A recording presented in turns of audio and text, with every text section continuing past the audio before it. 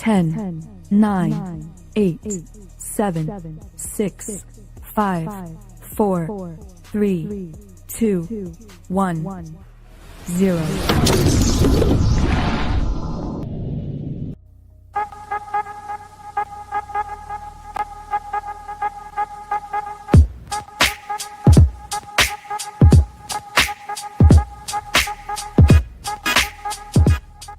Some viewers may find the following video disturbing. Viewer discretion is advised. I don't like them putting chemicals in the water that turn the freaking frogs gay. Do you understand that? Turn the freaking frogs gay. Serious crap. What's up, fuckers? What's going on, everybody? Why does my shit look like that right now? There we go. That's how it's supposed to look. What's up, firefighter? Oh, you know, just living. Living the dream. And having a sunset sarsaparilla. A what? A sarsaparilla, you know? Oh, sarsaparilla. I mean, so like, I've heard of that because I have watched Westerns, but I don't actually know what it is, and I don't think I've ever had one. Old school root beer before root beer was root beer. Okay. What does it taste like? A more... See, that's hard to describe because I could say it tastes like root beer, but it doesn't. It kind of tastes more earthy? Earthy? Like yeah. Earthy root beer? Like somebody dumped dirt in your root beer? No. That's the only way I could describe it, man. More rooty in your root beer?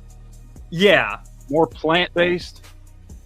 Like you would appreciate it if you played New Vegas. Okay. I will take your word for it because I have no idea. Speaking of which, I'm surprised it's only us two. Yeah, I don't know where everybody... I sent the links out, and I had like several other people say they were showing up. But everybody's late, as usual. I know who it is, too.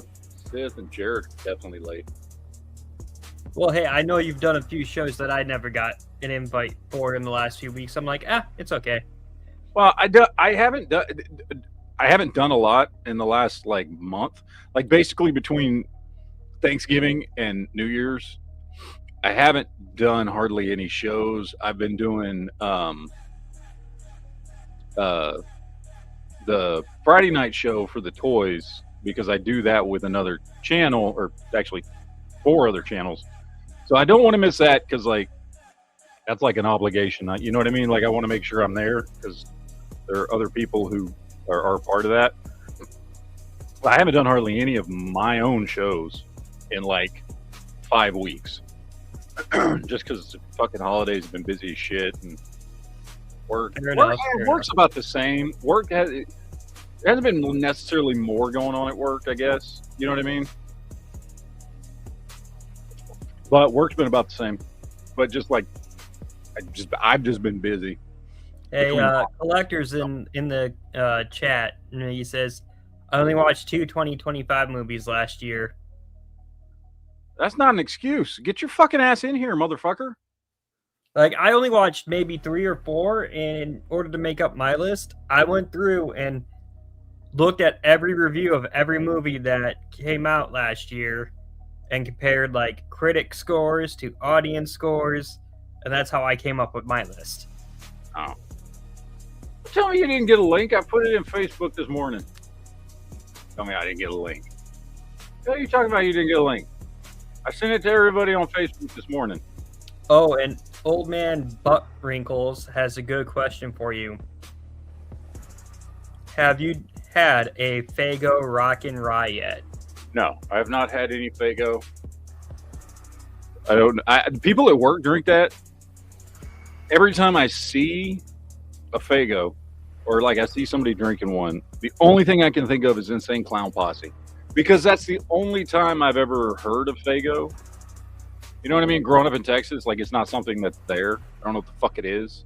It's just some fucking flavored fruity fucking ass soda or some shit. I don't know. but I had heard of it because of Insane Clown Posse. Which, by the way, I don't like Insane Clown Posse. So when I see somebody drinking it, I just am like, don't give a shit. Well, hello, Jared. I didn't see no link. It was there, though. That sounds very anti-democratic of you. I went and looked like my email, I checked the Discord. Didn't see nothing. I was like, what link? I sent you multiple links. Well, yeah, but like, I just sent in the Facebook link so that it's like fucking easier.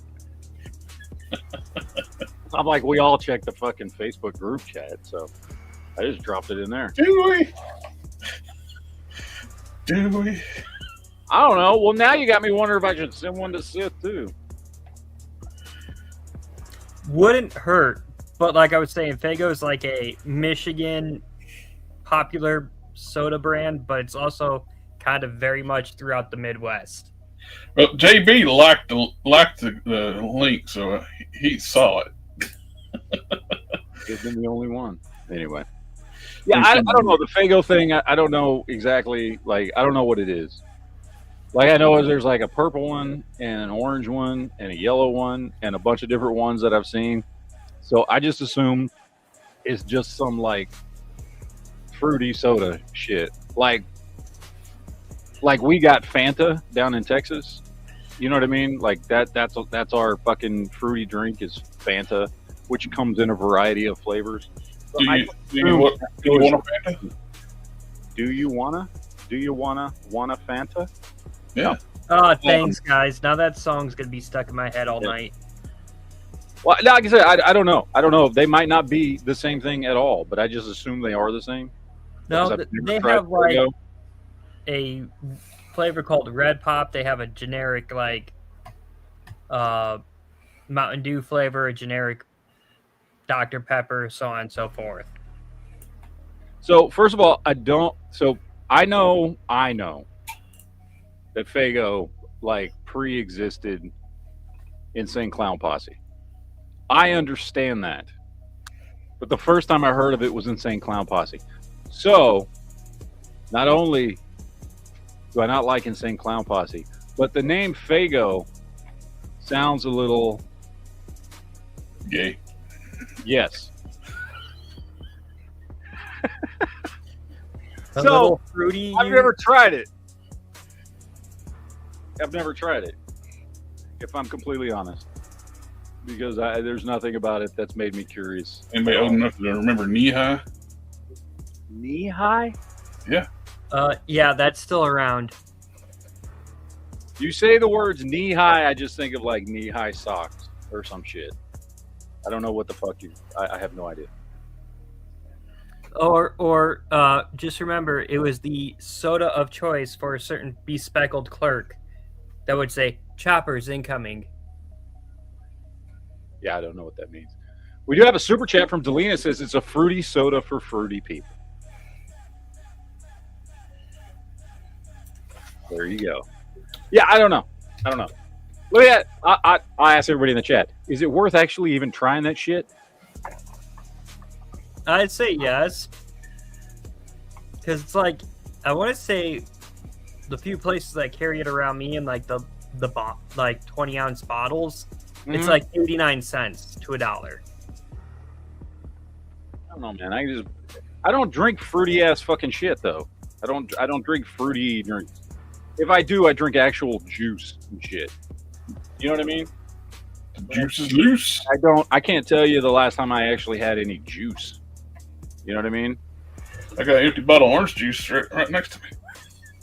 Yeah, I don't drink juice that often. So I have no idea. But anyway.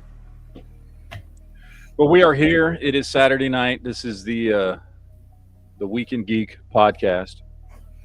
Which I don't even think I named this chat properly. I think I just called it Top 10 Movies of 2025. You did. Yeah. But it's a Weekend Geek podcast is what it is. We can talk about anything geeky. I don't give a shit. Fuck, we can talk about anything. I don't even give a shit. This is a free for all chat, but at some point we are going to talk about the. During 2025, I only watched one new movie. That was Superman. Then last night I watched Mr. Nobody 2. I don't know how the hell you get through an entire year watching one fucking movie. I cannot comprehend that. As somebody who just watches movies and TV shows all the fucking time. Well, I used to. I watch other stuff. Well, we currently just got episode 3 of season 2 of Fallout. I haven't watched any of it yet. I'm waiting for it all to be on so that I can binge watch it all at the same time. I watched episode 1, most of 2. I get annoyed when characters are just acting just so fucking stupid, and I turn the show off. Yeah, the weird thing is in this week's episode, I finally figured out who they cast Macaulay Culkin for,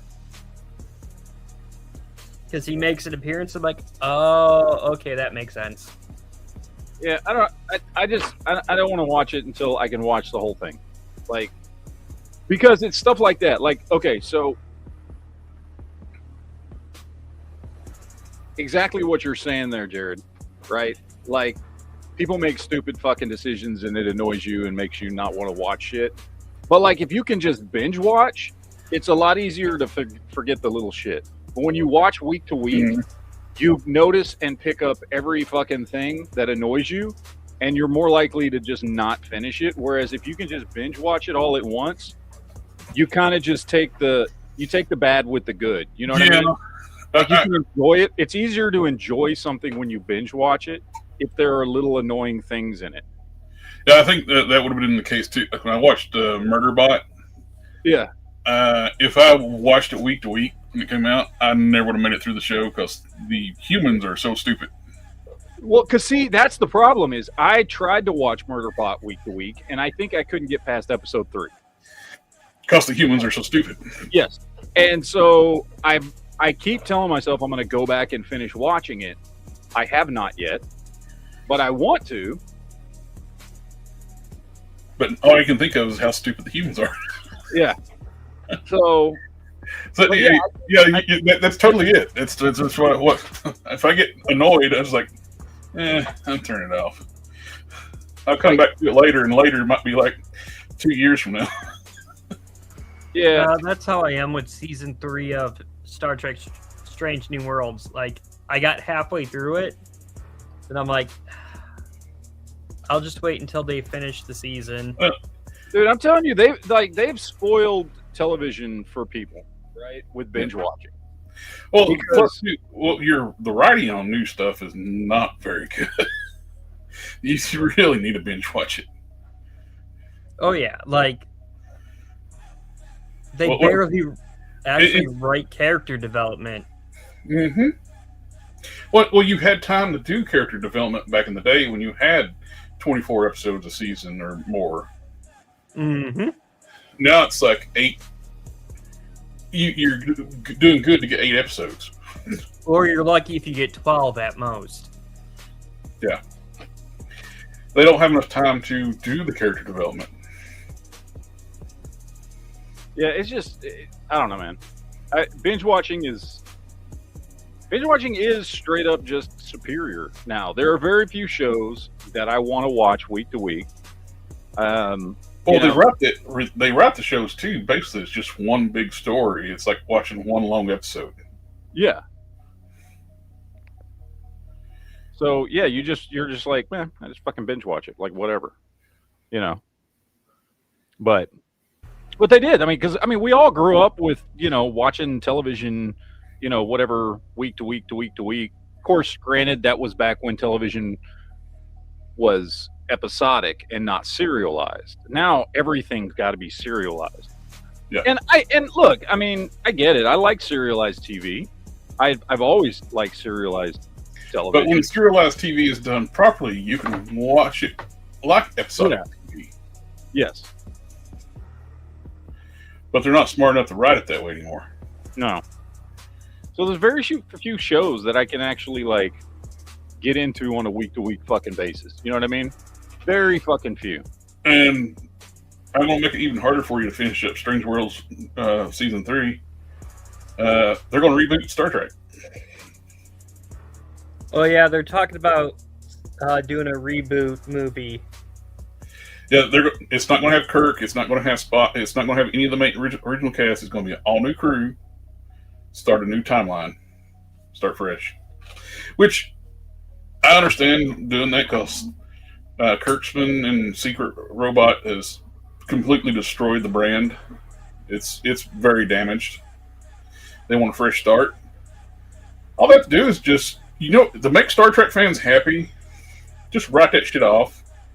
And do a movie in the 24th century set it after the Dominion War.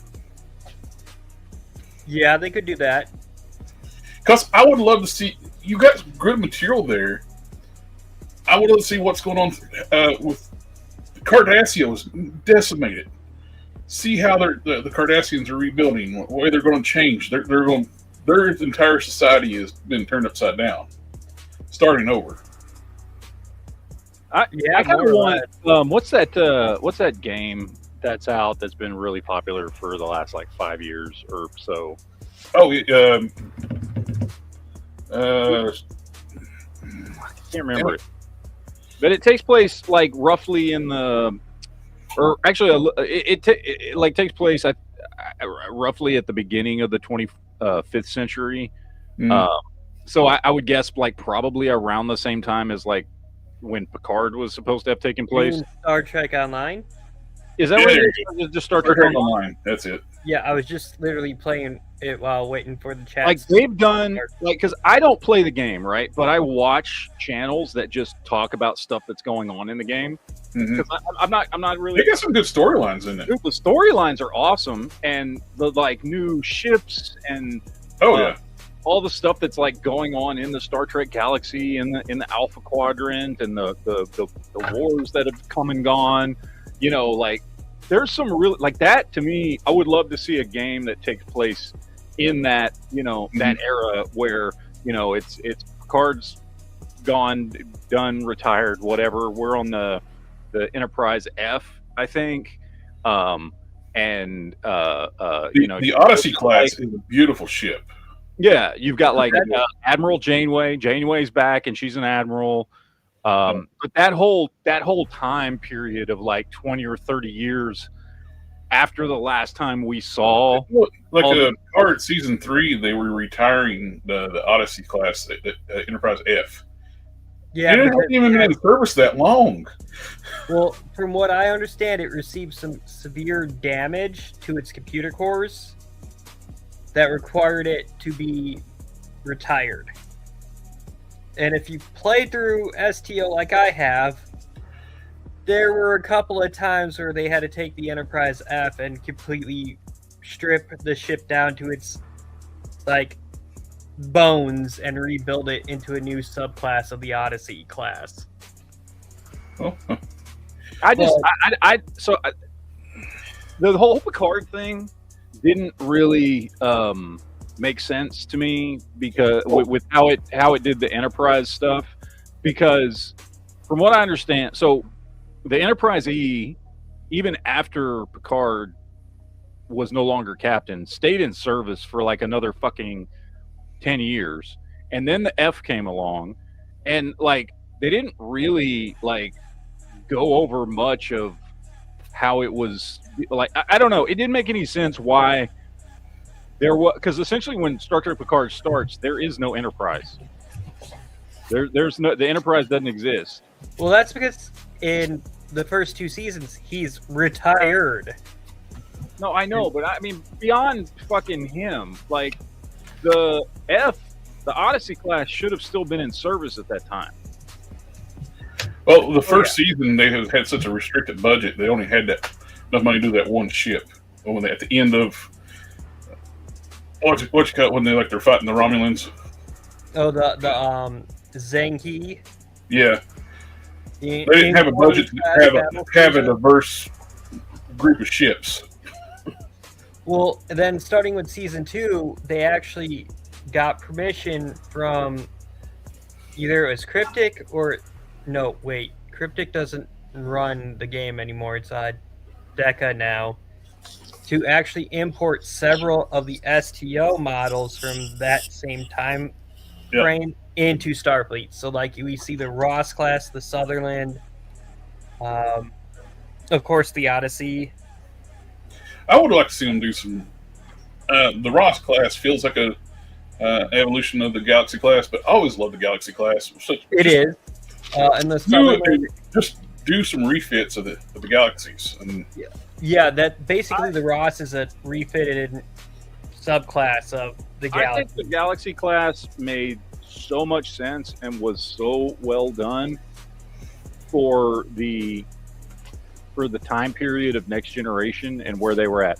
I do, however, think that by the time we get to after everything that happened during Deep Space Nine and Voyager comes back and all that, the Galaxy class was just not. That's not what the flagship of the Federation should be. It should have been more of a fucking. I mean, because that thing was awesome and it was great, but it was a fucking giant flying. The Galaxy X was still a badass ship. Yeah, Oh, yeah. that's true. Oh yeah. But I like, to me, it made sense that the Phaser Lance. It made sense to me that when they did the upgrade to the Sovereign class, like I was like, okay, I can understand given everything that we saw in Deep Space Nine, and you know the Voyager coming back and all that shit, and just, you know, knowing what was going on with the Borg and everything. Like, I understand why they wanted the Sovereign class to be like, okay, we need to focus less on fucking a giant flying hotel in space for dignitaries, and we need something really nice, but we need something that can fucking lay the shit down. That's fucking badass.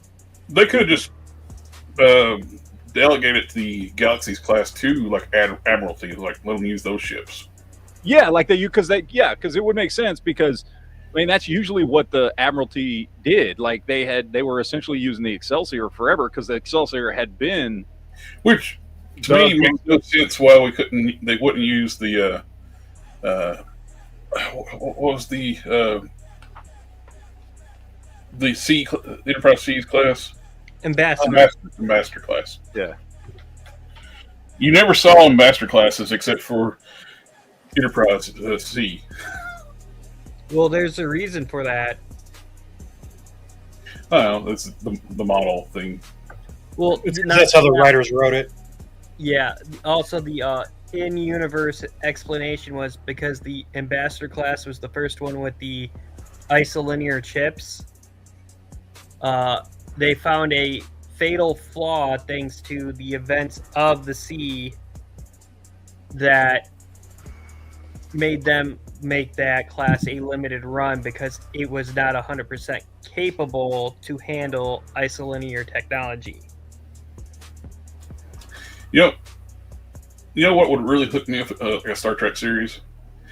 They were struggling to keep shipbuilding during like the Minion War. If they start recommissioning ships, they take the superstructures and refit them into modern tech. You just want to have Battleship in space. No, that's what I'm saying. It's like a Corps of ship. Engineers kind of thing. Yeah, take the old superstructures and refit them modern tech. And at the end of the war, they still had those refit ships, and there were new captains getting assigned to them. So they take like a refit Constitution with 24th century technology and have a new crew and have them be an explorer ship. They did that. They did do that because when they were doing all the DS9 stuff, they did do a lot of kit bashes that then became canon. Mm-hmm. And they did a lot of kit bashes with the Excelsior class. There was plenty. If you go back and watch Deep Space Nine, I mean, you've seen it. So, like all those like modified like it would be like a fucking Excelsior class saucer section on some other shit or whatever, because they were just like, yeah. They had some like warp sails were marked.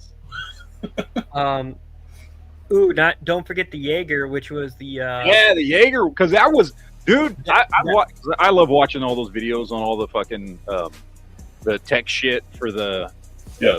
for the thing. But the Jaeger was like, it was just an in canon fucking kit bash of like, we need to pump these fucking things out as quickly as possible. And it was just like as a ship in and of itself, it was just like, let's just fucking have this thing that's barely holding itself to fucking together, but can just lay down fucking torpedo fire and phaser fire like a motherfucker, and can just like that. I really like the Nebula class. The Nebula was like a Galaxy version of a Miranda, and it was just basically an absolute warship. In STO, they have an upgraded version of it called the Sutherland. You would like it because it's way more angular and like sleek and just You know one thing that always bugged me when they were talking about like in the Dominion War, they had like the Galaxy class ships, like they said they were not even finished. They were putting them on the line. It's like, why are you building saucers? Just build the drive sections with the battle bridge. Oh yeah, well, it would have made more sense if you had a fleet of those. The funny thing is and your resources would be, you could actually take the saucers and build nebulas. Yeah, you had the drives to build. The Nebula originally started off design-wise as a ship just to transport Galaxy saucers to the star drives. So when they it would be perfect. You could actually been building twice the amount of ships, building star drives and saucers, and building nebulas, and just classify the star drive as something else, like for Galaxy star drives, and give them more weaponry for the war. And the funny thing is I think, according to Star Trek canon, only made like 8 Galaxy class ships, and then made a whole bunch of like saucers that were like just the shells of the saucer. So that way, if they ever needed a replacement, they could go, okay, plug all this stuff in. It's going to replace this one's. So they're like, oh, okay. Well, they had done that before. Like, I think the most prolific ship that Starfleet had ever built was the Excelsior, because even like the Constitution class, there was only like 10 of them that were ever made. 12 initially. Well, was it 12? Okay. Yeah. So, like, they had done that a lot. They did the same thing with the Galaxy class. Usually the whatever the go-to fucking powerhouse flagship of the Federation, there were usually only a handful of them ever actually made, and then you would have tons of Miranda class or Defiant class or Nebula class or whatever, like that would be that were of varying fucking uses and things like that. But anything that was like big mainstream fucking flagship capable was usually limited in its run. The only one that, and I remember watching a whole video on it. There was a reason why for the Excelsior class became so quick and easy to make, even though it was top of the line for decades. And it was also ridiculously modular, which is why it stayed in service so long. Because it was very easy to upgrade with whatever the latest, greatest technology was. Lakota was probably the most advanced one they made. Yeah. And not to mention, you know what my favorite Starfleet ship of all time is, and that's because I just did a deep dive into it. Is what's it called? It's not Who ship? It's the Stargazer, but I forget what it's called. What class? Constellation. The Constellation class ships were straight up fucking battleships. Like, they were the ones that they put on the Romulan and Klingon borders. So if shit went down, one ship could fucking take on a dozen Klingon bird of preys. Like, easily. They used them as border patrol ships. They were fucking straight up tanks. They were battleships. They were fucking bad fucking ass. They were small because they were mostly just a They were basically what they started out as, and you can see it if you look at them. It's like a Constitution class saucer section, just chocked full of fucking armor. All this fucking armor around it. Double the height and Yeah.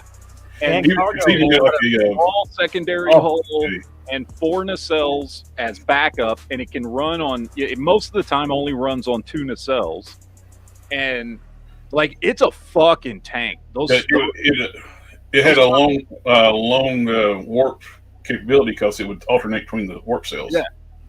And they were fucking. I mean, they were made to fucking do battle. They were made as fucking frontline fucking battleships.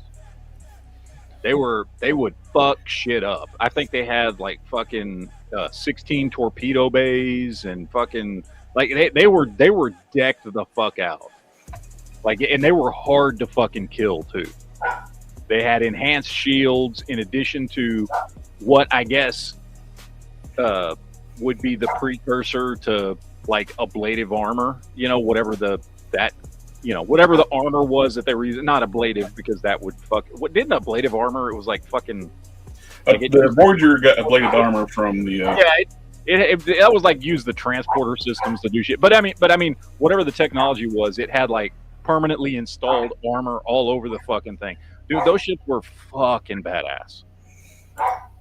I'm surprised we have not done a top like Star Trek ships chat ever that I can remember. We should one of these days.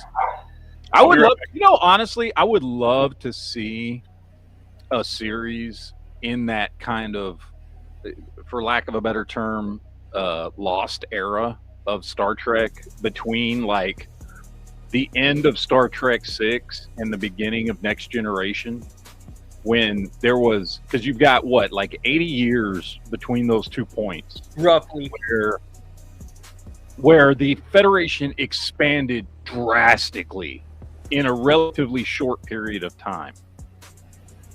To get from where we left off the original Enterprise in Star Trek 6 and where we start at Next Generation, which is, again, I think it's only like 80 years. Like the Federation grew so exponentially in that period of time to like 10 times the size it was during Kirk's era. And there's got to be a shit ton of cool stories you could tell during that period of time. And right now, with Star Trek Online, ever since Decca took over managing the game, they've been introducing a lot of like TMP, Wrath of Khan, and that Lost Era ship designs. Yeah. Like, I just picked up on Xbox for my Xbox copy of the game. The Shangri-La class Strike Command cruiser, and that thing's a beast. Shangri-La, isn't that the one from Star Trek Discovery? No. Oh. Hold on, let me pull it up and send you a link. Maybe I'm thinking of the wrong. I may be thinking of the wrong name, but I'm probably just thinking of the wrong name. Let me get this super chat here. Delina says, Stranger Things 5 is terrible and super fruity. Stranger Things Season 5 was so meh. Like, there was some cool shit in it, but I don't know how to explain it. Like, the ending was fine. Like, there was nothing objectively bad about, like, how they ended the story for everybody, but there was also nothing particularly interesting. There was no twists. You know what I mean? Like, it was a fairly by the numbers kind of ending for all the characters and for the story itself. I can't say other than the whole fucking I'm gay speech, which was just so fucking stupid. Like, it was stupid for a couple reasons. One, it was stupid because with I forget the name of the character, but Maya Hawke's character in season 3, we already had that whole like storyline of a character coming out, and it was done way better when she came out to Steve. Like, and that was actually a character like people liked. Like nobody gives a shit about. And that's the ridiculous. They were talking about that scene where he comes out. They spent over 12 hours filming that. Yeah, it was like, so first of all, they had already done it better 2 seasons earlier with another character, and 2, it was like the worst fucking timing ever. Like, from a story perspective, they're sitting there planning and getting ready to save the fucking world, which is about to be destroyed, and the storyline somehow demands that because Vecna can get into Will's mind, if he doesn't come out to all his friends, they won't be able to defeat Vecna. The fuck? That's fucking retarded. It was so stupid and forced in that moment, and that scene was so fucking long. Like, I saw a breakdown of it. It was like 6.5 minutes long. This fucking scene in this episode, and like it was done better 2 seasons earlier with a better character. It was forced, and it didn't even make any goddamn sense in the story. Why, if I don't come out to you now, Vecna can, I don't know, fucking use my doubts against me. Oh, okay. Shut the fuck up. Like, it's so stupid. And what's funny is, even all the fucking, like, they couldn't even, in the story, they couldn't even get the actors to, like, pretend to be genuinely shocked. Like, everybody in that scene looked like, yeah, we know. Like, the fuck? Of course we know you're fucking gay. Like, who doesn't fucking know this? And we're still here, and we're still your friends, so obviously we don't give a fuck. So why are we fucking having this big dramatic moment for no goddamn reason? Shut the fuck up, Will. Nobody gives a shit you're fucking gay. We're trying to save the fucking world. It was so fucking stupid. It was so forced and stupid. Whereas 2 seasons earlier when they did it, it was done well, and it felt natural and in the moment, and it was a character moment between like her and Steve, and like it fucking worked when she came out to him. Like, yeah, it was so bad, dude. It was so bad. That's like the worst moment that I can think of in Stranger Things, because it was so fucking forced. But outside of that, like, as a whole, season 5 was fine, I guess. But it's certainly not one of the better seasons. In fact, the only season I can think of that's not better than season 5 is season 2. Because season 2 was the worst season. But other than that, every other season is better than season 5. And, like, I don't know, man. The ending was just kind of like, oh, okay, cool. Like, it wasn't bad. It wasn't objectively bad. There's nothing really happened. Like, they defeated Vecna exactly like you would expect. And then they all survived, and they all got on with their lives. And that was it. Avatar too appropriate to the topic. Yeah. Make her name gay. It was just kind of a letdown, because I've loved Stranger Things since the beginning. I think it's a great fucking show, highly entertaining, lots of fucking 80s nostalgia, lots of like Goonies / E.T. vibes, which I love because I grew up on that shit. But I don't know, man. It just ended with kind of a, it went out with a whimper instead of a bang. You know what I mean? Like, nothing really game-changing or shocking or over-the-top exciting really happened. It all just kind of ended exactly the way you would expect it to end. And it just was kind of like, oh, okay, it's over now. I guess that was it. Like, and I guess in that way it was fucking disappointing. So, yeah, like I said, seasons 1, 3, and 4 are all way better than season 5. So, whatever. But anyway, Krypton over there is just being so fucking quiet because we've been talking about Star Trek and he hates Star Trek. We don't hawk the Trek here. You know what? You know what? You know what? Time to change my avatar.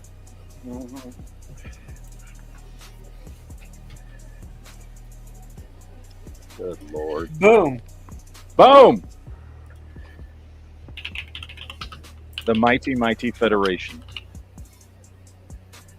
Which, by the way, the Federation would kick the Empire's ass. The Super Star Destroyer is the greatest ship ever made. Well, the thing is, Trek ships can fire way farther, more accurately. Oh, yeah, they can They fire. would never have to even get near a Star Destroyer. Oh, yeah, you wouldn't be able to fucking see it. They can fire from 1,000,000 miles away, literally, And pinpoint the engines and weapon systems on the Star Destroyer and cripple it. from that far away. Yeah. They Oh. have much better sensors and everything. And then never mind that the Empire has no defense against them, just like, I don't know, transporting a fucking torpedo into their engine room and blowing it the fuck up. Like, Yeah. because hard shields and fucking the what are the shields they use? God damn it, I'm blanking on the name that Star Wars uses. There's ray shields, deflector shields, Deflector thermal shields. Yeah, they use deflector shields more than anything else, and deflector shields wouldn't do shit against a transporter. An energy shield, like what's used in Star Trek, can stop a transporter, but deflector shields cannot. Yeah. So they can just beam 5,000 Makos onto a fucking Super Star Destroyer. They don't even have to do that. They just from 100,000 miles away shoot some torpedoes at them and it's done. Yeah. Quantum torpedoes away. And speaking of which, quantum torpedoes are scary because they use 0-point energy to trigger its warhead. Okay, but I have one answer for all of that. Oh god, The here we Force. go. The Force. And you know how we counter the Force in Star Trek? The Borg. Nuke it from space. I want to see every single Jedi and Sith Lord that's ever existed try to take on one fucking Q. Yes. Just one. I was Q. going to say the same thing. Q is so more powerful than any kind of Sith or Jedi. They could they rewrite reality. Yeah. And Matt, I sent you a link to the Shangri-La class in the private chat. Oh, okay. Yeah, I want to see this because I want to see if it's. I'm guessing it's not the one I was thinking of. Oh, And I okay. sent Yeah, you a so this link, is like Stargazer. yeah, the Shangri-La in this looks like the Enterprise G. It's not the same ship, is it? No, this is what they based the design for the G off of. Okay. Oh, so it's the Titan. Yeah, the USS Titan. Okay, yeah, no, I know this ship. I Yeah, know the Shangri-La class. Yeah, the Titan. 1777. Yeah, okay. Cool. Yeah, I know this Like ship. that's a ship you have to buy with actual real world money. But it's such a good ship.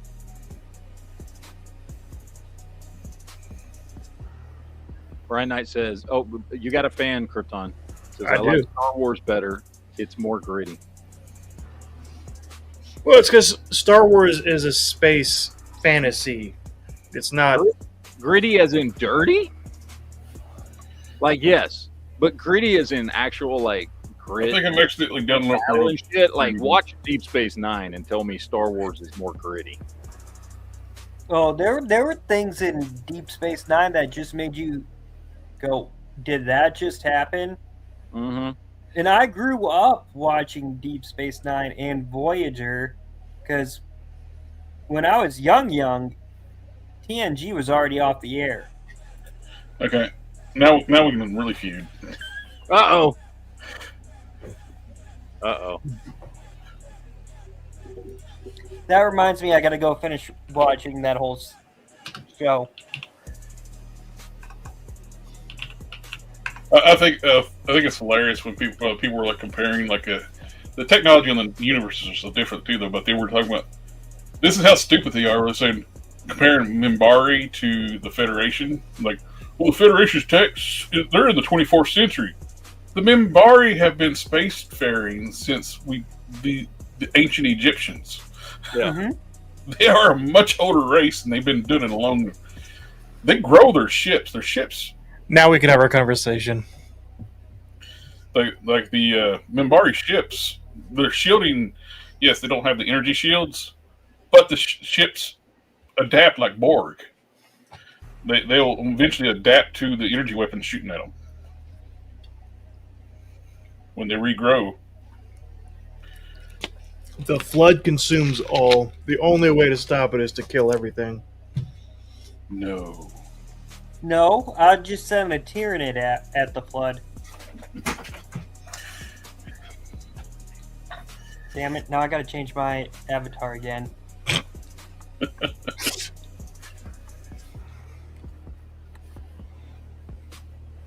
I counter with the most chaotic loyalist guard faction in existence, the Death Corps. Warhammer's gay. You know what? D&D's gay. I feel like D&D is kind of gay.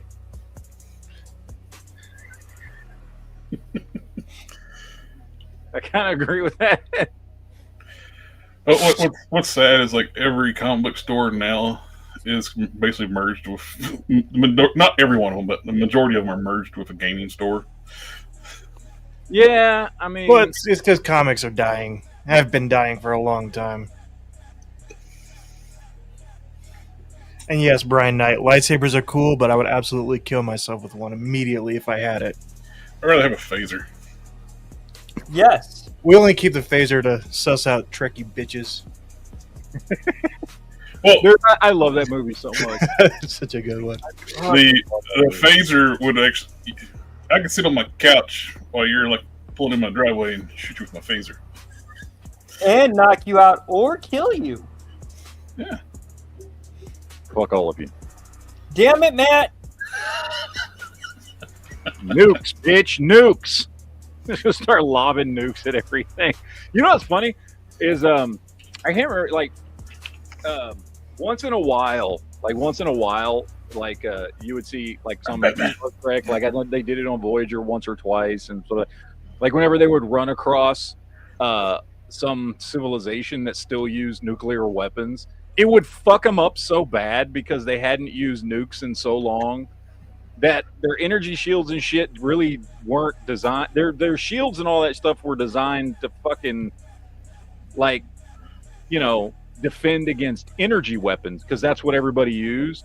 But like, even the Galaxy class was such a bitch. If you like fired some fucking nukes at it, it would just fuck it up. And what's funny is like a lot of like Trekkies will make fun of Babylon 5. So you can disable a Minbari cruiser with nukes. So you can do that with all Federation ships too. Yeah, you can. All Federation ships. You just fuck them up.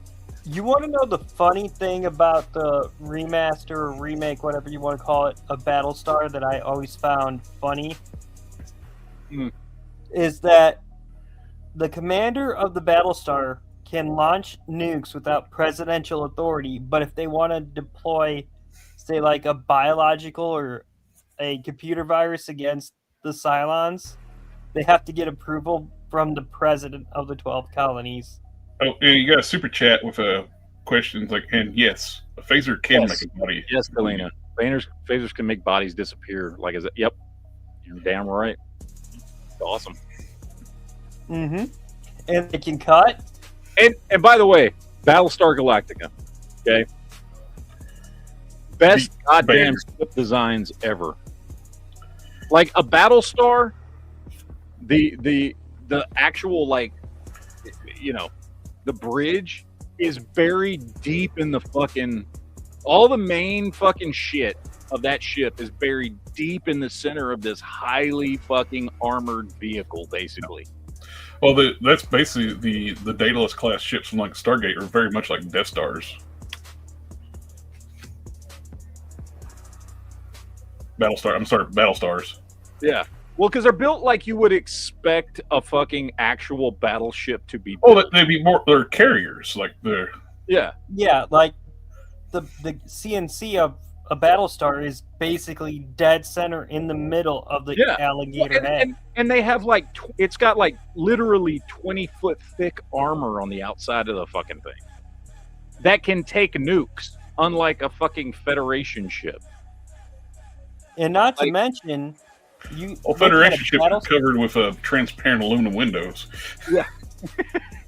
Not to mention, if you look at a Battlestar in a full, like, war refit, it's covered head to toe in armor plate and big guns and anti-air Yeah. emplacements.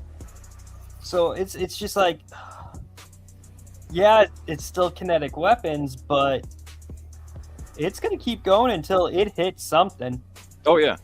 Well, and like, okay, so if you're talking about like, first of all, so with the kinetic weapons thing, it puts them pretty much on par with Star Wars tech, right?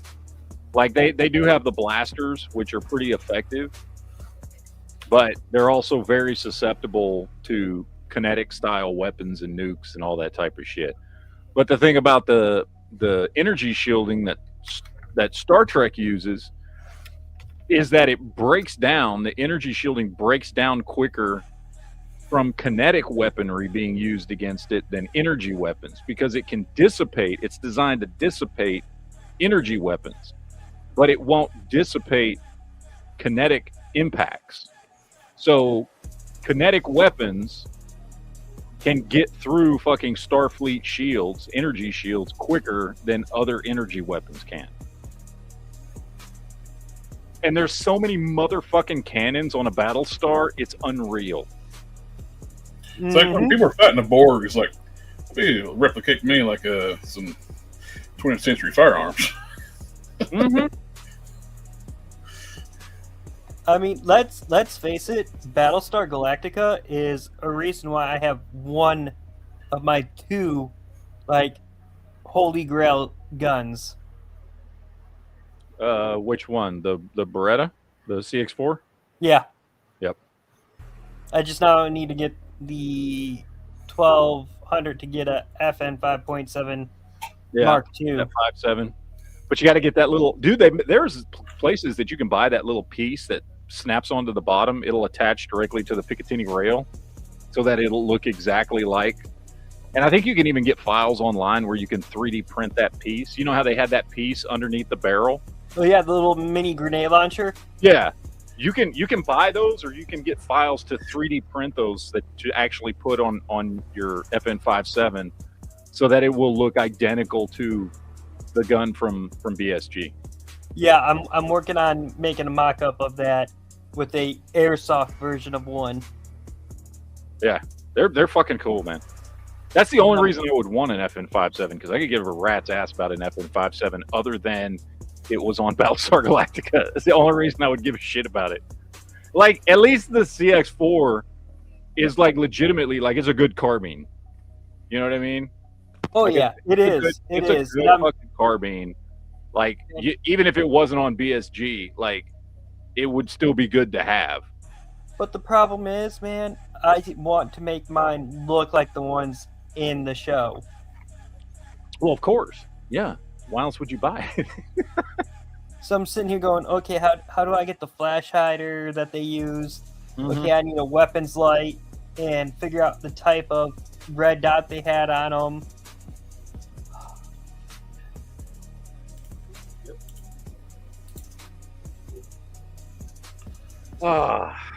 Well, I think it's about that time we do our top 10. First of all, since we know Jared is not ready for the top 10 because he hasn't watched any movies this year, and Firefighter, you said you are. Sith, are you ready for the top 10?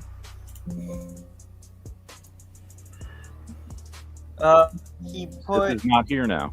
yeah, he said he'd be right back in No, the I wasn't paying attention. post chat. Well, we're going to get to the top 10. Oh. Lele says, since we're talking about guns, was it ever figured out what the Commonwealth AR from Walking Dead are? I don't know. Like, it was an AR buried under there. I don't know what kind of AR it was because they had so much shit bolted to that damn thing. With the big spikes coming off the front and all that shit, which I mean makes sense in universe. I don't know. I don't know because there was so much on it. It was hard to even tell like what length gas system it was running, what the barrel length was, because there was all kinds of shit on those fucking guns, and it made it difficult to just figure out what the fuck it was. So I like, as much as I love having guns from movies, I would never do that to an AR. Now I would do that. What is it? Fuck. I can't remember the name of the company that does the CQR stock that looks like the Halo stock in 4N for an AR, where you can take an AR and make it look like it's a battle rifle from Halo. Is it the battle? Yeah, it's the battle rifle. It makes it look like the battle rifle from Halo. I would like to do one of those. I know Honda's got one of those. He did one a few years ago. You're gonna hate me. Right. Later, I gotta send you a video of another person on YouTube actually shooting and firing a actual Halo BR-55. Ooh, nice. And they linked in their description to the YouTube channel of the guy who built it. And that guy now is working on MA5B. That's cool. I'm just like, I haven't bought a movie keep gun in my a money. while. I haven't done a movie gun for a while. I need to do one again. Dude, Original, what? my 36th birthday is next month. All right, and I'm already sitting here going, what am I going to buy myself firearms related as my birthday present?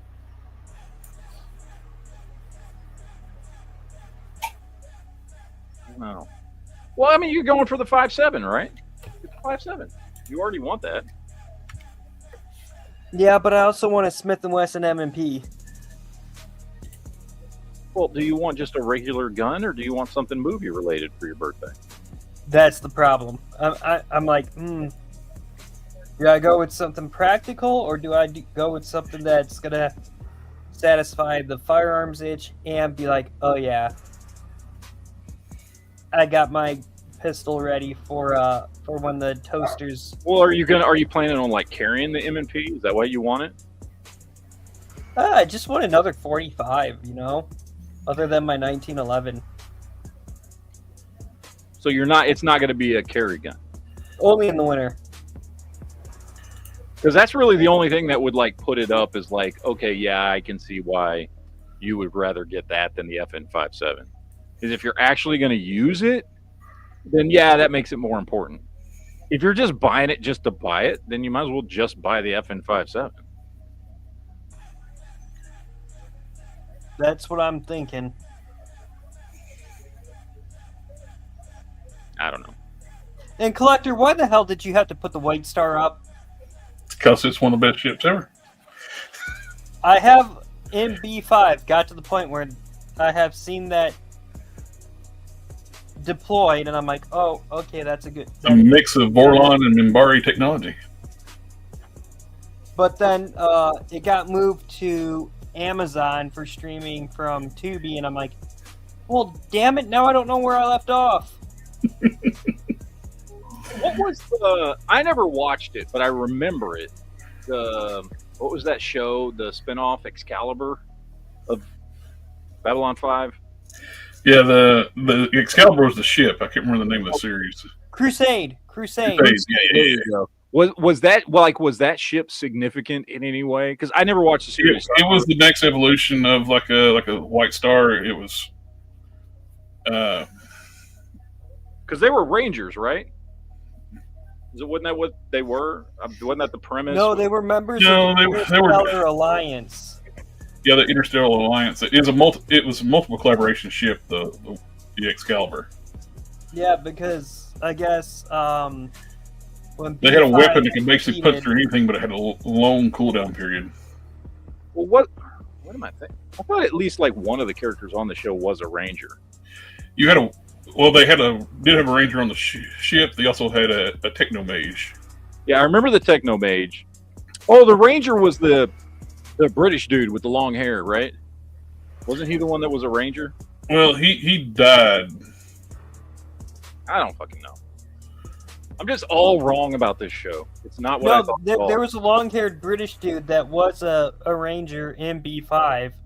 Fought with a staff all the time. Mm-hmm. Oh, what's his name? Marcus. Yes. He was in love with Ivanova.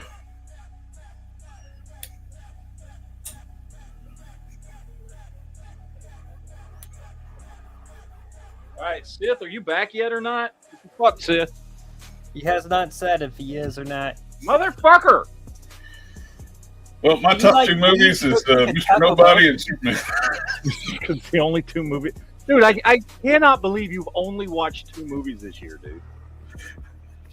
Like, what the fuck? How the hell does that happen? Well, my number one might surprise you, Matt.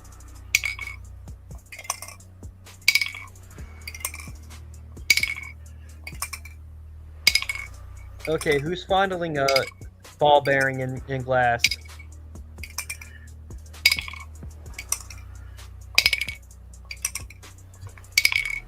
I don't know what that is. It's a paint can. Ah. Turn it upside down, turn it right side up, back and forth. I was way off there. It is a ball bearing. That's what's in the can. It's not glass. All right, so how are we doing this? We gonna go one at a time? Might as well. Okay. Well, we already got Jared. So, firefighter, it's your turn. Give me your top 10 of the year in reverse order. You know how we do this. You got to start at number 10. Number 10 is Death of a Unicorn. Is that any good? Because I never watched it. I've watched bits and pieces of it, and from what I've watched, it was possibly, in my honest opinion, the only original, premised horror movie that came out in the last, maybe 2 decades. Okay. It's hysterical from the little bit of it I've watched. I love how you just watched a little bit of it, but it's on your list. Oh. Poser. All right, what's number 9? Number 9 is Section 31. Oh my god. I ain't watch it, but I know that movie's garbage.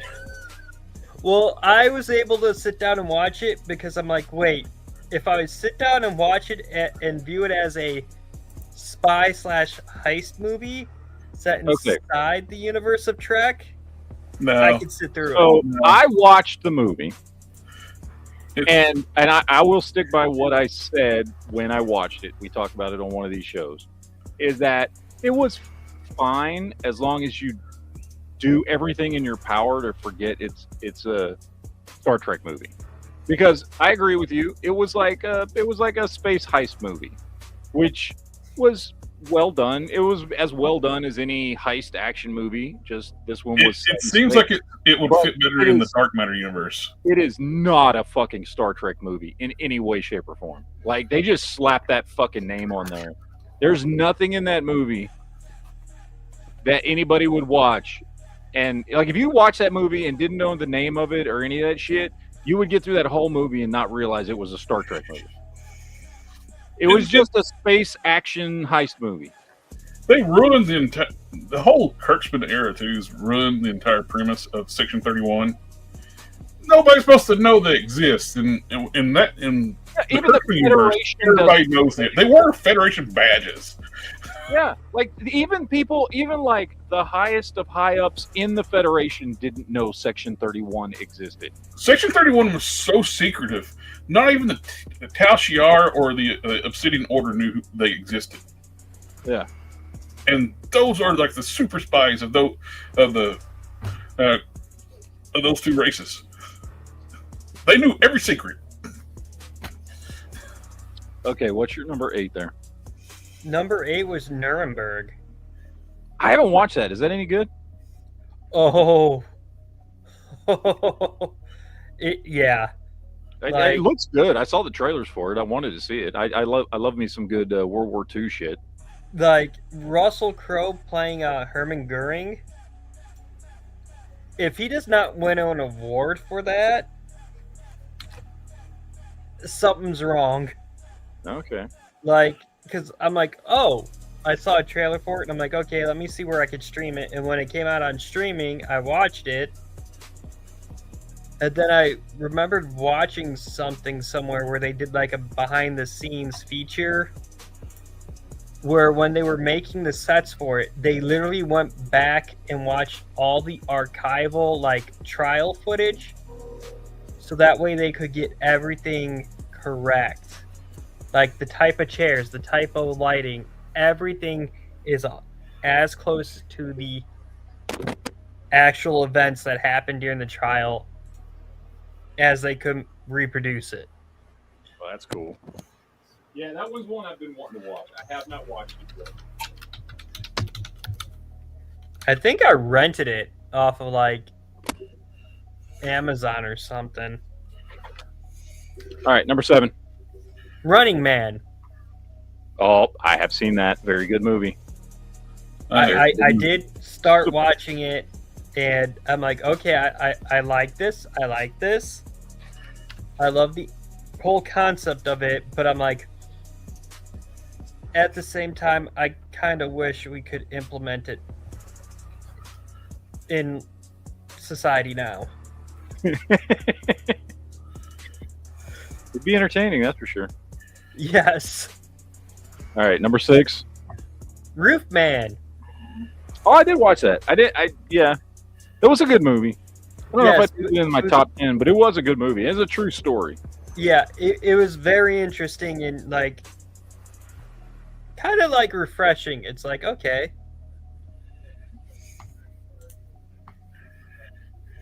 Now, don't be mad about my number 5. Oh, God. What? You already hit 6 to 31. That's like, it can't get any worse than that. Predator Badlands. Oh, why would I get mad at that? I love that movie. Because it's on my number 5 and not higher. Okay, well, you're right. Fuck you. But hey, it's the top 5. All right. What's your 4? My number 4 was Code 3. I don't even know what the fuck that is.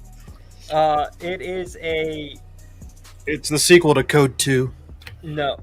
It's a movie about a New Orleans paramedic who's showing a trainee student around for the day for their like Oh wait, is that the one with what's his face, Rain Wilson? Rainn Wilson? Yeah, I have seen that. Okay, I forgot the name of that movie. Yeah, like yes, I have seen it. That. Actually is legitimately a good movie. It's good, and that one.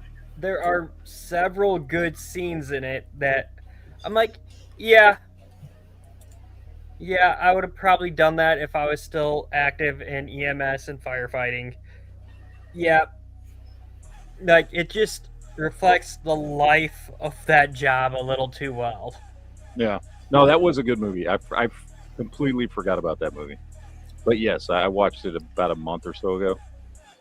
Okay. All right. What do you got? What's that? What number 3? Number 3, it's there because I've watched it so much with my nieces that I ended up enjoying it, was K-pop Demon Hunters. I'm not gonna lie. I really like that movie. It's legitimately a good movie. It is. It grows on you. It doesn't help that I have nieces who are the target age for that movie, and then I ended up watching it with them, and I'm like, yeah. Well, my daughters forced me to watch it, and I was like, fine. And then I watched it, and I was like, oh shit, that was really good. I'm sorry, but my whole favorite thing in that whole movie was not even a main character. It was that damn blue tiger. Oh yeah. Yep. No, that's a good movie. All right, what do you got for number 2? Number 2, Yes. Superman. Superman. That was my number 2 as well. I was gonna give it number 1 because hey, it was mostly filmed in my home state. Not even 40 minutes from where I live. But I just wish it was Henry Cavill more than the guy that they cast. Yes. Hence the number 2 spot. All right. What do you got for number 1? The Naked Gun. I haven't watched that yet. I keep hearing how good it is, and I haven't watched it yet. I did. Once it got to streaming, I watched it, and oh my god, Liam Neeson playing in a comedy cop movie. I did not know how much I just needed to see him as something other than a badass action movie role. It just works. All right. So you're back now, Sid? I'm back. Okay. Back again. Fellow friend. It's your turn. So I don't have 10 movies this year. I have Fucker. 8. Well, 7. I have 7, but the 8th one I don't acknowledge, and that was Lilo and Stitch. I absolutely everything that could go wrong with Lilo and Stitch, they did wrong. So it gets dishonorable mention. Okay. Number 7 is Fantastic Four. Okay. I enjoyed Fantastic Four. I did too. I will say, it's not exactly a movie that really sticks with you. But I've not felt the need to go back and watch it again. Yeah, I rewatched it once, and it was still good. I still liked it, but there wasn't. Yeah, no, I got you. Number 6 was Thunderbolts. Thunderbolts was a better movie than Fantastic Four. Thunderbolts was, in my opinion, the best superhero movie this year. But please go ahead. Number 5 is Mobile Suit Gundam G-Quax. I thought the movie was New Avengers. That's the dark gritty reboot is New Avengers. Ah, yes. Number 5 was Mobile Suit Gundam G-Quax. It came out early this year, and it's just a good little Gundam movie. I have not watched that one yet. Number 4 was Predator: Killer of Killers. All right. Number 3 is Superman. Okay. Gotta show Superman his love. Yeah. Number 2 was Avatar: Fire and Ash. And number 1 is the B movie. The B movie is timeless. No, number 1 is actually Chainsaw Man, the Reze arc. I started watching that. I think I only got like 30 minutes into it. I need to finish it. It's so good. As someone who didn't care one iota about Chainsaw Man, it was fantastic. I'm really glad I saw it. I mean, I basically got as far as him going back and forth between the two chicks. Yeah, that's a key component to this because Yeah. man, Yeah. Okay. yeah, All right. number 1 of all time is B movie. So Okay. All right. Here's my top 10, and I brought visual effects. No, not visual effects.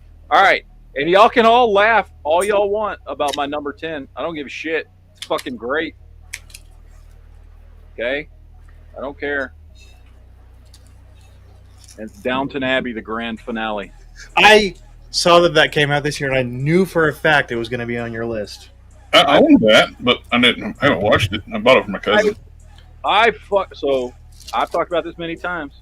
I fucking love Downton Abbey. I've seen the entire series and the 3 movies that they've released since the series has been over multiple times. It's a great fucking show. I got it in my hand right here. I bought it from my cousin. It's legitimately, like, it's a good movie that is a good ending to, I think, 7 seasons and 2 other movies for these characters. So it's legit good. Anyway, that's my number 10. Let's see. Oh shit, I need to pull some stuff up here. All right, my number 9 is Predator: Killer of Killers. Mm-hmm. Great movie. I think I would have put it higher on my list if a couple of the stories were better. There was a couple of them that I didn't really care about. Like, I liked when it got to the end and all the characters were together. Yeah. But as far as the individual stories, there was like 2 I liked and 2 I didn't.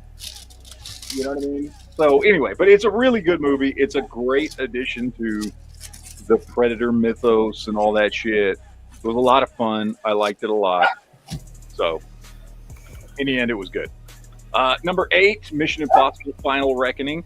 Not the best Mission Impossible movie. However, really good, and it was a solid ending to all the Mission Impossible movies with Tom Cruise. Not the best one, but it was good. It was good. I liked it a lot, and I'm already, you know, I mean, fuck. Other than Mission Impossible 2, I'm a huge fan of the Mission Impossible series. 2 is the only one I don't like. So good, solid ending. Highly recommended if you like those movies. Go watch it. All right, number 7, I got Superman. I like the movie. I've watched it a couple times. I think there's a lot of good in the movie. The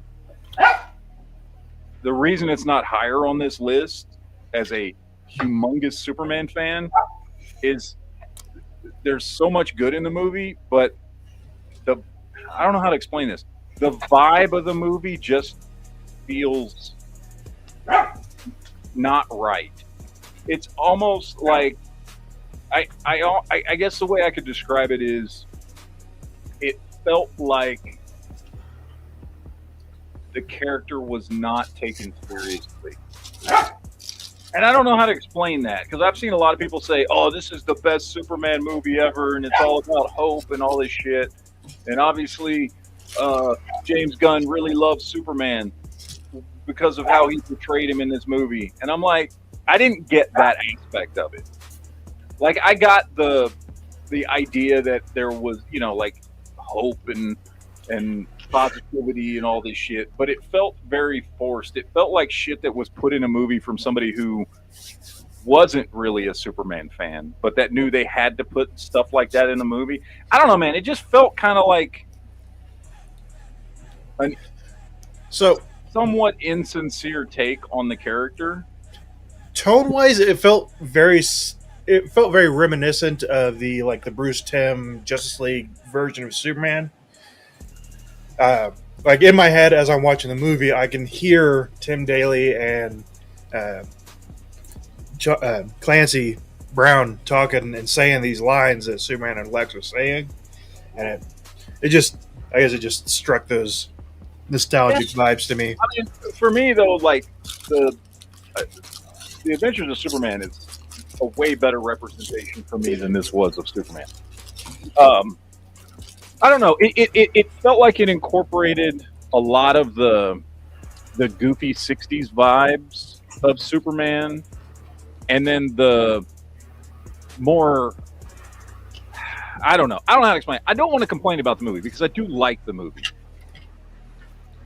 But I just felt, maybe it's just one of those things where like I don't know, like when TV series first start, and like the first few episodes are just, you know, the characters haven't really found their footing yet or something, you know, and it just doesn't quite hit the right note off the bat. Maybe that's what it is, or maybe it's just me. I don't know, because there was a lot in the movie that I liked. I would say Guy Gardner was a surprise hit. Yes, Guy Gardner was great. Was great. I loved. Yeah, that was one of the best parts. I think of the movie. Nathan Fillion did a great job of Guy. Yeah. Don't understand why they made him blonde, though. I don't either. That is weird. I thought the casting pretty much across the board was fantastic. I was initially disappointed with Nathan Fillion's Guy Gardner because he's played Hal Jordan multiple times in animated movies, and he does a really good job at that. And he actually looks good for Hal Jordan. Yeah.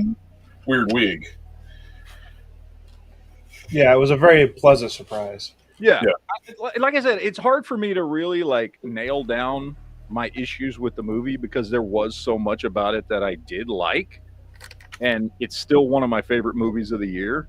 There was just something about it that felt a little off, Mm-hmm. and I don't know how to explain that. I don't know. But anyway, moving right along. Number 6, K-pop Demon Hunters. I'm telling you, as gay as it sounds, this movie's actually legitimately good. And yes, it is a movie made for 14-year-old girls. I fully understand that. It's still a really good movie with like really good voice acting, great animation, great songs, by the way, that will get stuck in your head. And the way they build the mythology of the world with the demons and everything is really well done. Like really well done. So it's legitimately like a really good movie. Highly recommend check it out. And I saw some like just creator stuff that was talking about this. They did stuff with no budget. Their animation budget was restricted, so they had to work with existing assets and that frame some of the story too. Which is cool that when they do that. They can make a good story even with limited budgets and working with existing assets. The whole sleeping bag gag in the movie, Yeah. because it was a free asset. Oh wow, that's cool. No, it was good, man. I was surprised. My daughters had to like almost practically literally drag me to watch this movie, and I was like, fine. And then I watched it, and like I'll be honest, by 10 minutes into the movie, I was like sitting there like, oh shit, what's gonna happen next? Like for real, like it was legit. It was good. It was a good movie. It just pulls you in. It does. It really does. Number 5, I've got Thunderbolts. My opinion, best superhero movie to come out last year. I thought it was great. It sucks that the movie didn't really make any money. I think I don't know if it was bad marketing. I don't know if it's because fucking Brave New World was such a shitty movie. I don't know if it's because people are burnt out on MCU dog shit. Maybe it's all of those things put together, but this movie deserved way more love than it got. It's legit a good movie, one of the better movies that Marvel has put out in the last few years. Characters are all great. It's a fun fucking movie. It's got a good story, good plot. It was really good. I enjoyed it quite a bit. All right, number 4, F1. This movie kind of surprised me. I watched it because, why not? It's a race movie. You know what I mean? Didn't think much about it. It looks good. And it was legitimately a really, really well done movie. Like very well made. The characters are great. Like I don't, somebody wants to watch it. I'm not gonna fucking spoil it, but it's basically a retired driver comes out of retirement to help train a new driver. And it's just good, man. It's just good, solid. There's lots of racing action, lots of good, drama, lots of good characters. Very, very, very enjoyable movie. Didn't Gran Turismo make your list last year? It did. Yeah, Gran Turismo was also a great movie. And I'm not like a big racing fan or anything, but good movie's a good movie. All right, number 3, Running Man. This movie surprised the shit out of me because, look, how often does a remake of an 80s movie come out and it's just horrible? It happens all the time. And they've even done it specifically with Arnold Schwarzenegger movies. But I will tell you right now, this is better than the original by a lot. Now, the original's got that classic 80s Arnold nostalgia going for it, which I will always love. Mm-hmm. But it's not necessarily a good movie, right? Like, it's a good Arnold 80s action movie. This is legitimately, through and through, a good movie. It's also like actually based off of the actual book, which I have read before, which is, I mean, the premise is somewhat the same as the Arnold Schwarzenegger movie, but there's a lot of little changes and little differences and things like that. You know, where like the main character is not some, you know, ex-military dude. He's just a regular dude, and there's no fucking like, you know, like area that you stay in and move from place to place to fight different villains like it's a fucking video game. Because in the book, it's just they just release you out into the world and you have to survive for like 30 days. And that's what this movie is. He basically just gets released into the fucking public and he has to try and survive without getting caught. Anyway, really fucking good movie. I honestly thought it's going to be dog shit, just like when they remade Total Recall or when they remade RoboCop, or pick any 80s movie that they've remade that wasn't very good. I have an aside there. The RoboCop movie isn't as bad as it was received. It was held back majorly by its PG-13 rating, but I think if it had came out in 2025, it would have gotten a much different reaction than when it came out in 2014. And if it had actually been rated R. I think that, yes, that would have helped. But as far as like the actual, like the underlying movie, it was still pretty well done. I rewatched it recently, and I don't hate it, but it lacks a lot compared to the original. Mm-hmm. So I think it just came out at the wrong. A large part of it is it came out at the wrong time. Yeah. Because we've had a good string of 80s remakes recently with Roadhouse and Roadhouse. Roadhouse is good. That was actually a good I movie. love Roadhouse. Yeah, that was really good. The Bounty Hunter one. It came out last year with the Silverado. Oh, Fall Guy. Fall Guy, yeah. Oh, I fucking love Fall Guy. Oh my God. Fall Guy. We had Roadhouse, and then we had Fall Guys, and then we had Running Man, and we've had a good string of remakes recently. It's unheard of. No. All right, my number 2 is Predator Badlands. I have now watched this movie about 4 times since it's come out. And every time I watch it, I like it more. It is, without a doubt, now my absolute favorite Predator movie. And I know that's saying a lot, man. That's going to offend some people. I don't give a shit. It's better than the original Predator. Like, it is a much better story. And the original Predator, going back to what we were saying about, like, Total Recall, like, the original Predator is a great 80s action movie. But there's very little to it. Like, there's not a lot going on to it. The shit that this movie does with building up the actual mythology and lore and fucking the society of the Predators, like, the fact that the Predator is the main character. Like, you are watching that. The Predator has the most screen time, the most dialogue, the most everything. Like, the Predator is the main character. It is his story, and it is so fucking well done. And it is just a fucking fun fucking movie, and badass too. So, I guess when it was coming out, people were like, "Oh, they're making the robot the main character." No, she's not the main character. She's like the sidekick in the movie, and she actually does a good job. She's a good character. So, love this movie. All right, my number 1 movie of 2025, and this is a shock. This is a shock to me more than anybody else. The B movie. I am more shocked that this is my number 1 than anybody else will be. And oh, sorry, never mind. No, never mind. I put Tron Arizona. I forgot. I had these pictures set up to where after 2 I would go into my honorable mentions. Not Tron. I started wow, you really like Tron? No, I forgot. I had it set up to go into honorable mentions. I completely forgot about that shit. Backpedal it. No, seriously. No, okay, well then fine. Let me go into honorable mentions. The honorable mentions are Tron Ares, which I liked. I thought it was a good movie. It's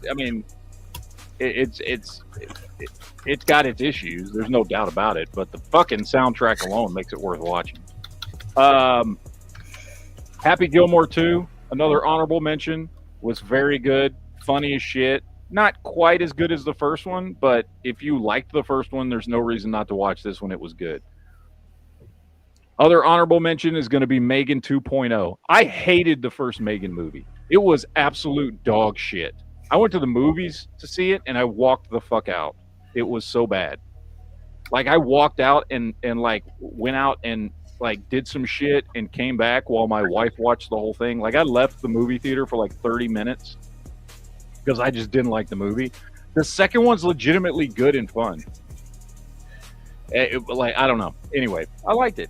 Minecraft movie, another honorable mention. This was a fun, stupid movie, and I never thought that a Minecraft movie with real people in it would actually be good. Everybody thought that was a huge mistake, but it was actually a good movie. Sinners is another one. Sinners is fucking... It's a really, really good movie. I will say the only thing that kept it off this list is, like, the first half of the movie is really fucking slow. Like, really slow. And not bad. Like, it's good character development, whatever. But it's like, for a vampire movie, it's really slow in the first half of the movie. So keep that in mind. Novocaine, also honorable mention, fun movie. Basically, the dude's got a condition where he can't feel pain. I won't spoil it other than that. But it is fun. You should check it out and watch it. Another honorable mention is Fantastic Four. Didn't quite make my list. I like all the other movies better. It's a good movie, though. Yeah, for some reason I liked it less the further I got from having watched it. I enjoyed it more when I first got to the theaters than I do now. My last honorable mention is the new Frankenstein movie. Probably the best Frankenstein movie I've ever seen. Now, that's not saying much because, okay, you know what? Let me scratch that. It's not the best Frankenstein movie I've ever seen because Young Frankenstein still has that listed. What about I Frankenstein? Nothing will ever be better than Young Frankenstein. But out of actual, like, serious takes on Frankenstein, this is probably the best Frankenstein movie. It's really well done. Highly recommend checking it out. But it just wasn't quite up there to get on my top 10. But still great. Still a great movie. Okay, now we get to my number one. Those were my Sorry, I forgot I set those pictures up that way. Now my actual legitimate number one, that again shocks me that I actually like this movie that much. It's Section 31. It is Section 31. No. It's Avatar: Fire and Ash. Yep. This is a fucking great movie. And I have talked shit about the original Avatar on these live chats for 15 fucking years. I do not like the first Avatar movie. I think it is just fucking Fern Gully mixed with Pocahontas in space. I think other than the visuals, it is a pointless dud. The first was more as Dances with Wolves in space. Well, Dances with Wolves is Pocahontas mixed with Fern Gully. But anyway, I don't like the first movie. I don't like the first movie. I've never liked the first movie. It's visually pretty, and I think that's about as deep as that movie goes. Oh, you got a ex-Marine betraying his unit to clap space cheeks. Yeah. Now that being said, and it comes full circle in Fire and Ash. It does. That being said, when I watched the second movie, I actually liked the second movie. And I was like, oh, wow, look, this one's actually pretty good. First of all, it looks gorgeous. It's a beautiful movie. And it's an actual original story. The second one is. Like, it's not just a ripoff of something else. And then I watched the third movie. And we went to the movies to see this one. And it's the best one yet. It is legitimately a fantastic movie. And again, I'm more surprised by that than anything because I fucking don't like the first movie at all. But highly recommend. Like, I don't know, man. You know what? Here's what you do. You just read the Wikipedia article for the first one if you've never seen it, and then go watch 2 and 3. And you'll probably be happier than sitting through that first fucking movie. Because, in my opinion, it's just not good. It's not a good movie. Like, at all. And it set off the whole craze. Every movie's going to be 3D. Oh, God, and I hated that shit, too. Fucking hated that everything 3D shit. Well, I was 13 when the first Avatar came out, and I loved it. So, Well, you were the right age. Like, that makes sense, okay? Like, I'm old. I was fucking 30 when it came out. God damn. You know what I mean? Oh, shit. I like the first one so much. I had the the 4-disc special edition that folded out and had a map. Hey, I will say, it was funny because a lot of people were drunk in the theater when watching Avatar, and they were reaching up trying to grab shit.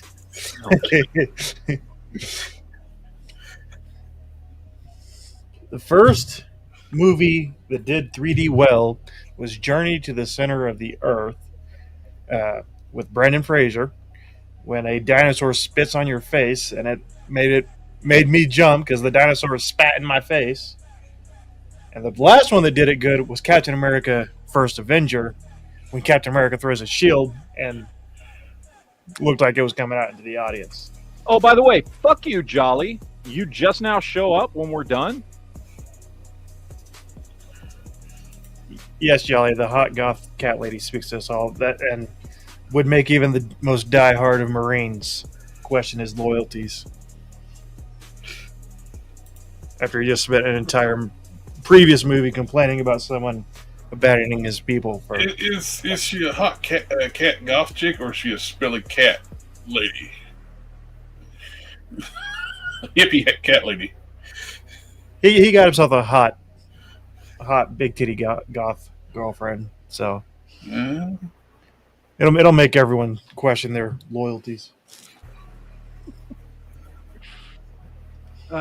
Anyway, that's my top 10.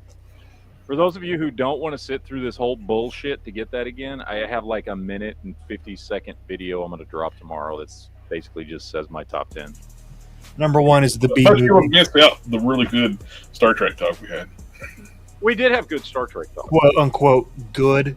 Good and Star Trek doesn't go in the same sentence. Not It in has the is not not. the past 10 years. Unless you're putting is not in between those two, that's the only time good. Shut up, is- you Lucas Taint Liquor. I hate Star Wars right now, okay? Everything after about 2006 is garbage. Living on George Lucas's taint over here. No, Star Wars is good in spite of George Lucas. Roddenberry would kick George Lucas's ass. And J.R. Tolkien would kick both of their asses. Roddenberry survived multiple plane crashes. He was a fighter pilot. Fighter So, pilot. He's also a pretty big dude. Interesting is he survived a plane crash. He got put on like the team to investigate plane crashes. On the trip while he was in that job, he survived another plane crash. Yep. Jolly had no movies to contribute. Well, neither did fucking Jared. Uh, And he's still here. Well, I wasn't going to be. And he was like, "It ain't no excuse." There's never an excuse. Jolly. Yeah, Jolly. You have failed me, my ammo brother. Now, I will say, for the most part, Mr. Nobody 2, I liked except for the villain. At the very end, the villain was just so stupid that My thing is, so Mr. Nobody, the first one, was such a fucking amazing movie yes, that caught me off guard. And then I watched the second one, and it's just nowhere near as good as the first one. no, it's nowhere near as good. And like they were struggling. They need to go for a couple more drafts for a villain because the villain was just absolutely bonkers stupid. Yeah. And at the final fight, it's like he completely forgot how to fight. Yeah. When Well, she I shows feel up with like her that two movie- ninja girls, he completely forgets how to fight. I felt like that movie, like, was just like, oh, surprise! People liked the first one. Let's figure out how to make another one. When the first I movie think was too, the movie was basically- making fun of. The main purpose of the movie is to make fun of Branson, Missouri. Yeah, basically. Well, like the first one was a one and done story. Like you didn't need to continue it. Well, it's a cash grab sequel. That's all it was. It's like I haven't watched it yet, but Sisu is a one and done story, and they made a sequel to it. Yeah, I wanted to watch it because I like the first one so much, but I'm pretty sure it's going to be the same thing as Mr. Nobody, where the sequel's just not going to be anywhere near as good. So, yeah, I don't know. I'll watch it at some point, but That's how I felt about a lot of movies this year. Clearly, I only watched 7 or 8. There were a lot that I was like, oh, I wouldn't mind watching that. But then every time I had the opportunity, I was like, oh, I'll watch something else instead. And it just seemed like a pretty mundane year for movies. it was like there was nothing. And don't get me wrong, I mean, all the movies I put on my list, I really liked those movies. Like they were all good movies, but there was something. It did. It felt like something was missing this year in movies. Like the excitement just wasn't there. Even for stuff that I was super excited for, Yeah, like Superman. Superman, I was yeah. like, even going into Superman, I was like, oh, yeah, I'll go watch Superman. Yeah, I know. Like there just didn't seem to be a lot of excitement. And maybe it's just me, maybe it's just you. You know, I'm sure there was plenty of people who were just fucking jizzing their pants over going to see Superman or Fantastic Four or whatever the fuck. I don't know. But like I just, you know, yeah, it just seemed like there was a lack of enthusiasm in movies. The only two real breakouts of the year for me were Avatar and Chainsaw Man. Those were the only two that really broke that. Okay, who the fuck's phone is ringing? Not on my side. I can't hear it. I can't hear nothing. Nope. Oh, never mind. I know what that is. That's totally on my end. I had a timer set on my computer. I'm like, what the fuck is that noise? This is bullshit. No, I had a timer set for a fucking eBay bid, which I completely forgot about. Did you win? No, not yet. It's got 2 minutes left. What is it? So we can all go snipe it? Wait. Let me guess. Ninja Turtles? Yes. What is it? So we can go all snipe it? Nope. Fuck you. I'll snipe it right now with all that Ninja Turtle money I've got.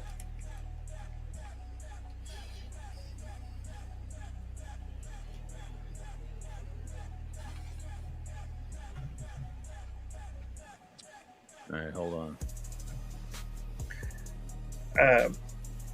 Mrs. Scary wants to know what 2026 movies you're looking forward to.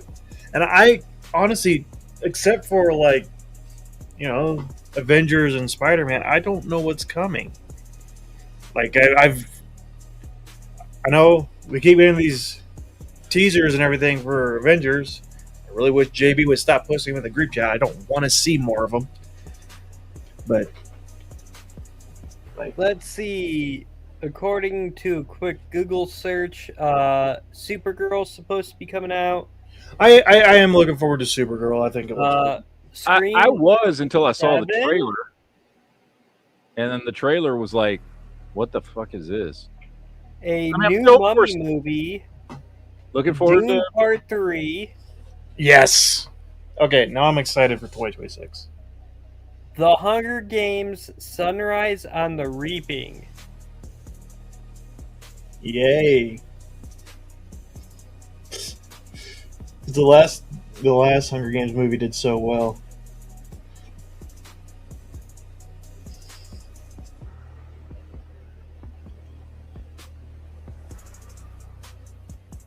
Okay, so apparently also there's supposed to be a Matt movie about John Madden coming out this year. Yeah, that's the one with There's Christian one called Bale and Nick Cage is playing Madden, John Madden. And he doesn't look like Nick Cage anymore. there's one called The Sheep Detectives. You know, I saw that trailer and it actually looks kind of entertaining. Street Fighter. 28 years later, The Bone Temple.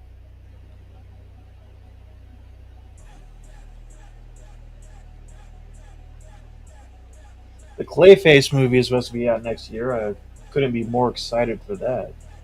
Apparently we're getting a Masters of the Universe movie sometime this year. And He-Man looks like just a CrossFitter. He ain't very big. So, you know, when it's He-Man, you expect somebody to be, don't know, fucking big. I don't know why they didn't get like a Alan Richardson movie. Reacher.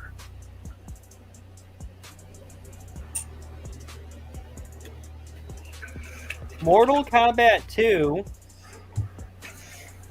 I will say that Mortal Kombat 2 did, like, the trailer looks good. I hated the first Mortal Kombat movie that came out a couple years ago. I thought it was fucking awful. But I will say that I will say the trailer for part 2 actually legitimately looked good.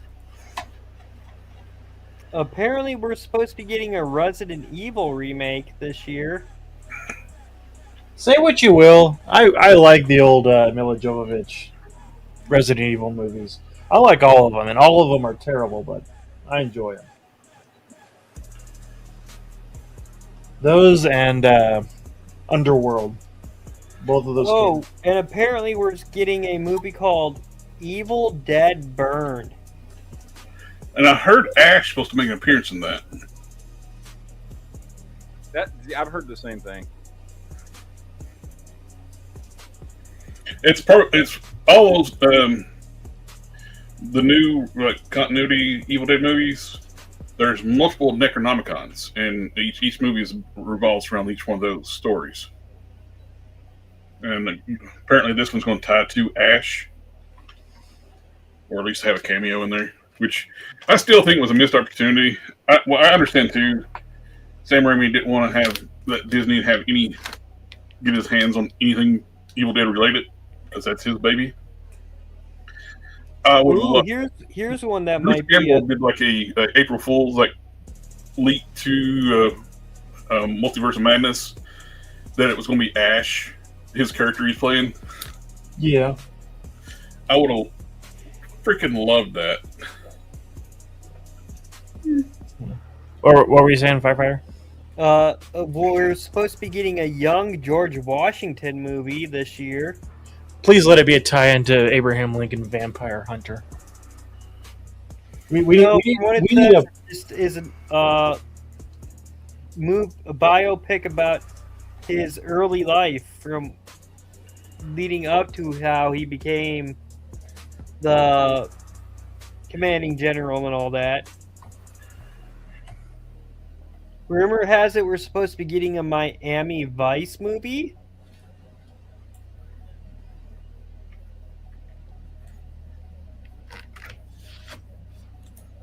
Didn't we get one of those back in the 2000s and it was not great? Oh, we're supposed to be getting Super Troopers 3. Is Shane Gillis going to be playing George Washington? That's the other way it would be acceptable. Doesn't look like it. Missed opportunity.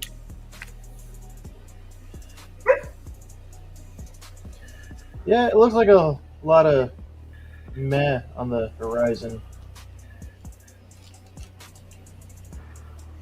I'm curious to see what they do with Brand New Day, Spider-Man.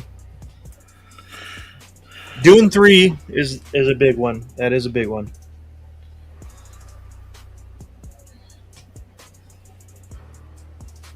Yeah, I do want to see Dune 3. I like the first two movies a lot. I was not at all excited for Star Wars Mandalorian and Grogu. It did not pique my interest really in the slightest. Yeah, I don't know. I really like the show, but no. It doesn't feel like a movie event. It just like it's just another episode of the show. Yeah, I don't know. Maybe we'll see. Maybe it'll be good. I don't know. Violent Night 2? I mean, they've been talking about that for several years. I love the first one. Me too. It's one of the It also feels like one of those things where, like, is it going to actually be good, or is it just a cash grab? Like, is it a legit, like, going to be well done, or is it going to be like Mr. Nobody 2? I don't know.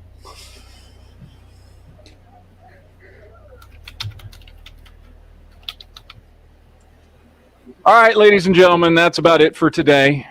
We are about to wind this one up, run it into the ground, all that good shit.